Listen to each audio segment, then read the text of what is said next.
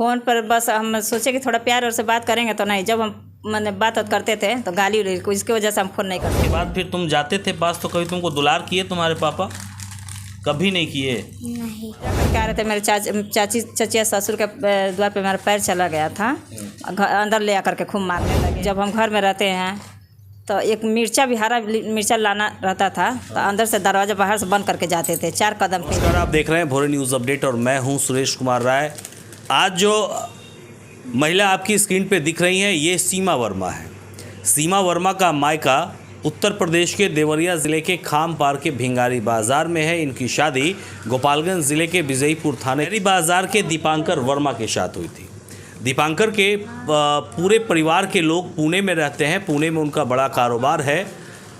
काफ़ी अरमानों के साथ सीमा अपने ससुराल में गई थी, लेकिन आज इनकी ज़िंदगी बिल्कुल बेजार हो चुकी है। इनके कंधों पर आप देख सकते हैं ये 2 छोटे छोटे जो बच्चे हैं। इनकी जिम्मेवारी है। पति इतने शक्की कि इनका कपड़ा अगर ट्रेन में बैठते किसी व्यक्ति के शरीर में सट जाए तो इनकी पिटाई ट्रेन में ही हो जाती थी। तलाक इन्होंने दिया नहीं, पति ने एक तरफा तलाक ले लिया। आज ये दर-दर की ठोकर खाने को मजबूर है। सीमा, सबसे पहले ये बताइए कि आपकी शादी कब हुई थी? 2016 में हुए थे। 2016 में? जी। अच्छा, शादी के कितने दिन तक आप अपने ससुराल में रही? 1.5 साल तक लगभग। और 1.5 साल तक रही, उसके बाद कहाँ रही आप? फिर मायके चली गई? हाँ, वहाँ से हम आए थे तो यहाँ पे भी जैसे हम पापा से भेंट नहीं करने दे रहे थे लोग, तो भगा रहे थे पापा लोग को। तो सब लोग आया, हमको लेकर चला गया भिंगारी। अच्छा, मतलब शुरुआत से ही आपके साथ उनका संबंध कैसा? हाँ जी, वैसे ही संबंध था मेरे साथ।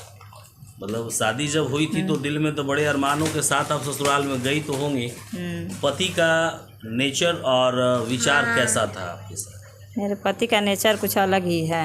अच्छा, क्या बताइए, खुल के बताइए। जैसे सोचते हैं कि किसी जैसे जब हम घर में रहते हैं तो एक मिर्चा भी हरा मिर्चा लाना रहता था तो अंदर से दरवाज़ा बाहर से बंद करके जाते थे 4 कदम पे भी।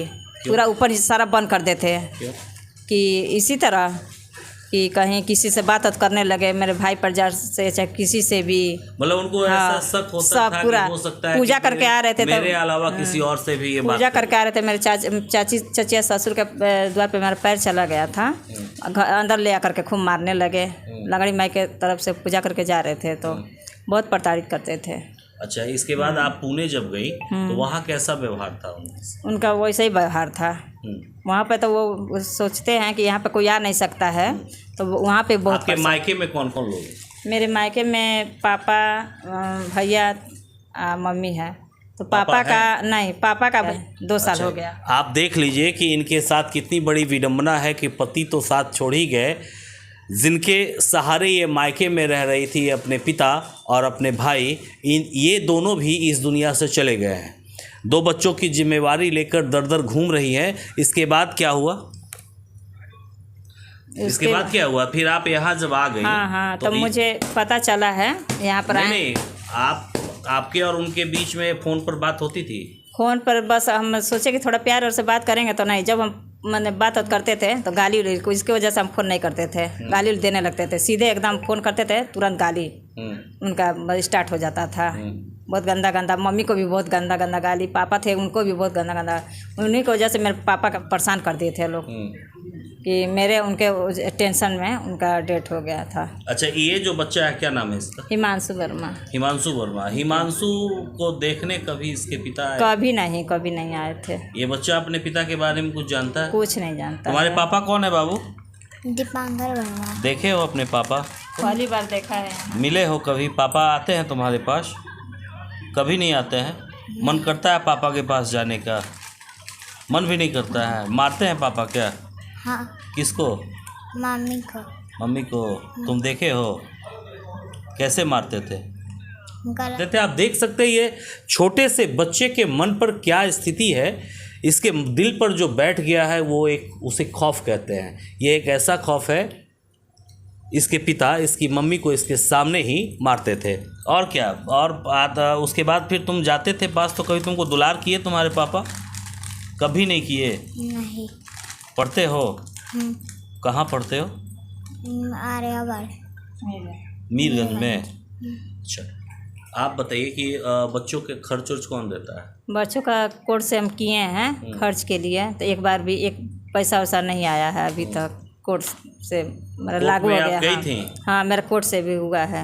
अच्छा, कोर्ट हाँ। में मतलब आपने हर खर्च खर्च के लिए का केस हाँ किया, केस कुछ किए हुआ हैं, नहीं कुछ हुआ अच्छा, नहीं। वारंट भी भिजवाए हैं, 2-3 बार वारंट भेजा, उसको भी हाँ। पैसा देकर दबा दिए थे हाँ, लोग। हाँ। बोल रहे थे कि हमारे लगे इतना पैसा बाकी दबा दे। आखिर कारण क्या है? वो चाहते क्या है आपसे?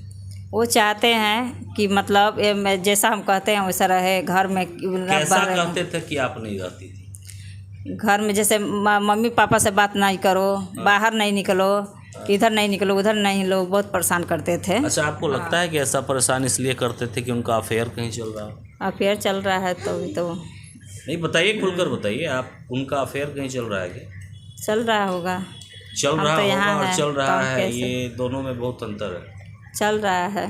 चल रहा है ना जी। ये आप खुल के क्यों नहीं बता रही कि चल रहा है? किससे चल रहा है? पुणे में किसी से चल रहा है। पुणे में चल रहा है, और यही कारण है कि आपकी ज़िंदगी को बर्बाद किया जा रहा है। आपके बच्चे जो हैं पिता के रहते बिना पिता के जी रहे हैं, जी। है ना? तो ये तलाक वाली बात कहाँ से आ गई? जब वो लोग वहाँ से पुणे से आए थे, लोग यहाँ के सारा प्रॉपर्टी है, घर फिर जितना खेत होता है बेच कर जाने वाले थे, पूरा प्रॉपर्टी 1 करोड़ में मतलब तय हो गया था। 9 तारीख को लिखाने वाला था। तो दलाल द्वारा मुझे मालूम चला कि कोई लिखवा रहा है। यही अब जैसा हम उठाए हैं, सोचे कि पहले हम जाएंगे अपने घर पे, ससुर से बात करेंगे। जैसे हम गए अंदर से दरवाज़ा बंद कर दिए, मुझे घुसने नहीं दिए वहाँ पे। तब हम बहुत कुछ हुआ, तब थाने पे विजयपुर थाने पे करते हो, इनको भी बुला, थाने के लोग आए थे, बुला के लेकर गए थे और अपना तलाक का पेपर वहाँ दिखा रहे थे कि। अच्छा, तलाक के लिए आप कभी पुणे गई थी? नहीं, कभी नहीं। आपको नोटिस मिला था? कुछ नहीं, मुझे पता ही नहीं है। अच्छा, बिना पत्नी के गए पति ने तलाक ले लिया, ये सिचुएशन था। इधर ये इनका एक केस जो है देवरिया कोर्ट में चल ही रहा है कि इसी दौरान पता चलता है कि पुणे कोर्ट के द्वारा इनकी तलाक की मंजूरी दे दी गई। अब सवाल ये है, और इधर जो दीपांकर वर्मा थे, वो दीपांकर के द्वारा इन बच्चों के हक को मारकर यहाँ की पूरी प्रॉपर्टी किसी के हाथों बेची जा रही थी। ये बच्चे कहाँ जाएंगे? दर दर की ठोकर खाएंगे या कुछ और होगा, ये आपको सोचना है और कमेंट सेक्शन में बताना भी है। तो आप बताइए, तो फिर जब आपको पता चला कि तलाक हो गया तो उसके हम गोपालगंज गए थे वकील से राय लेने कि मतलब ऐसा होता है क्या। तो वहाँ पे बोले कि ऐसा तो नहीं होता, एक तरफा नहीं होता है, इसका कुछ सल्यूशन निकलेगा जाने पर पुणे में। तो वहाँ से मार रहे थे मरछिया मोड़ मीरगंज, बैठे थे बस में। तो ये सब पता न कहाँ से आ मुझे वहाँ पे, हाँ बस में आ गए और फिर गला दबाने लगे, मारने लगे। तो वहाँ बहुत सारे लोग थे, छुड़ाए उड़ाए थे। जब हम बोल रहे थे कि चल चल थाना पे, तो हम बोले ठीक है चलिए। जब हम बोले कि थाना पे चलिए तो भाग गए निकल के। तो अब आपका क्या सोच है? अब आप क्या करना चाहते हैं? अब ये जिंदगी तो बहुत लंबी है आपकी, हाँ ये तो है, बच्चों का बोझ है बहुत है। आज आप कपड़ा सिलती हैं, जी, कपड़ा सिलकर किसी तरह बच्चों का गुजारा कर रही हैं। मीरगंज में अपनी बहन के साथ रहती हैं। हाँ बहन वहीं पे के सिल के, हाँ सिलाई वहीं पे करते हैं। मतलब कपड़े उपड़े की सिलाई करते कर हैं। इनका लालन पालन चल रहा है, और जबकि पति नहीं पूछ रहे। आप नहीं, क्या चाहती हैं? मैं यही चाहती हूँ कि जो मेरा प्रॉपर्टी है वो किसी के द्वारा बेचा नहीं जाए, कोई भी ना खरीदे। मैं आपसे सबसे यही कहना चाहती हूँ कि मेरे बच्चों का हक हिस्सा कोई ना मारे। सीमा को उनका हक मिलना चाहिए, बच्चों को उनका हक मिलना चाहिए, लेकिन इसके लिए समाज के लोगों को आगे आना होगा। जो ज्यादती इनके साथ हो रही है, एक अच्छे घर की बहू, एक अच्छे घर की बेटी पति की जाति के कारण अपने पिता और भाई को खो देती है, आज दर की ठोकर खाती है, ससुराल से निकाली जाती है, मायके में कोई नहीं है, बहन के घर पर रहकर कपड़ा सिलकर इन बच्चों के पालन पोषण की जिम्मेवारी भी इन पर है। अपनी हक की लड़ाई भी लड़नी है, पूरी संपत्ति को भी बचानी है। एक महिला की ताकत समाज की आवाज़ ही बन सकती है। तो आप इस खबर को लेकर क्या सोचते हैं, कमेंट सेक्शन में ज़रूर बताइएगा।